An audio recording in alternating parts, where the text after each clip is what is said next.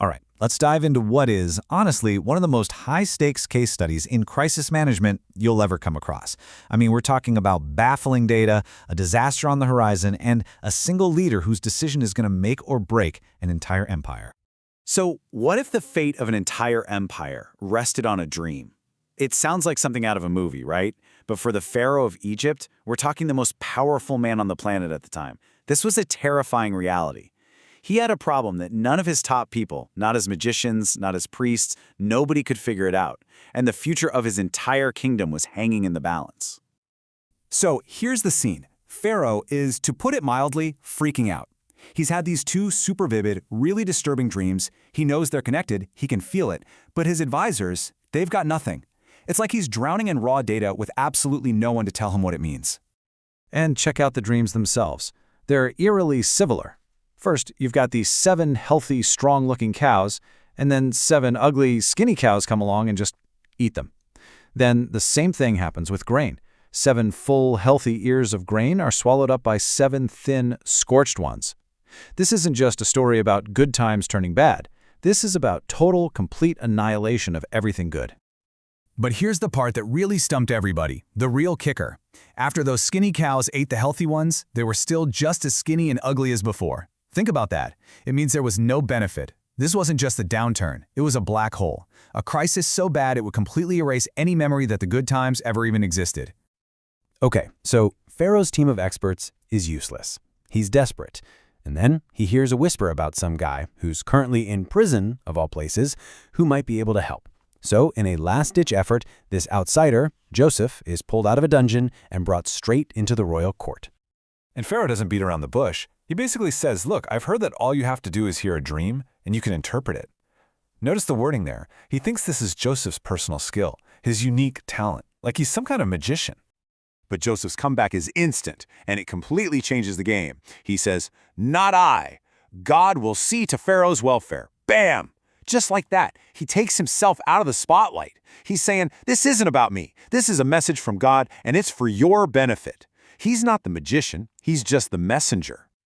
And that first word he says, biladai, not I, it's so important.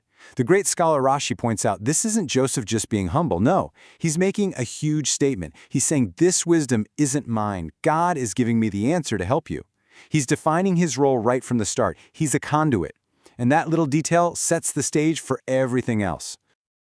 All right, so with the ground rules set, Joseph shifts gears. He goes from being the messenger to being the analyst. It's time to turn these crazy dream symbols into something Pharaoh can actually use. And his first move is brilliant. He says, Pharaoh's dreams are one and the same.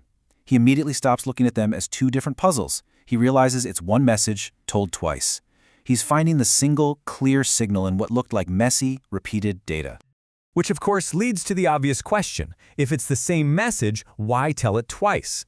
Is it just for dramatic effect? Well, Joseph has an answer for that too, and it's absolutely crucial. He explains that the repetition means the event is nachon, which means it's determined, it's set in stone. And again, Rashi helps us here. He says this isn't just for emphasis, it's a signal of 2 things, certainty and urgency. In other words, this is definitely happening, and it's happening soon. And this is where the details get really specific and, frankly, pretty terrifying. That swallowing image, it means the good years, the years of plenty, will be completely forgotten. And the fact that the cows still looked awful after eating, that means the abundance will not be known. It's like those good years never even happened. The famine is going to be so bad it will wipe the slate clean. Now this is the pivot point.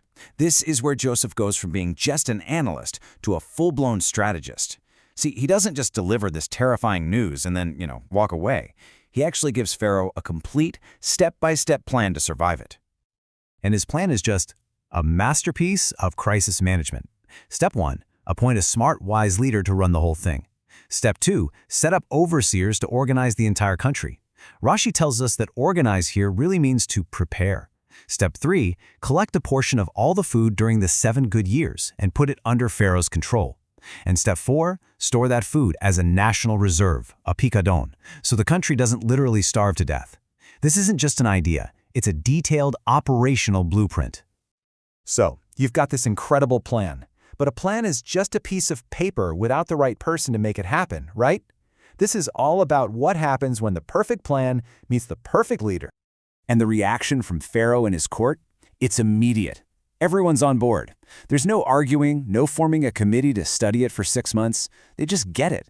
They see the brilliance of the plan right away. It's just that good. And then comes the big takeaway, straight from Pharaoh himself. He looks at his court and asks, could we find another like him, a man with the divine spirit?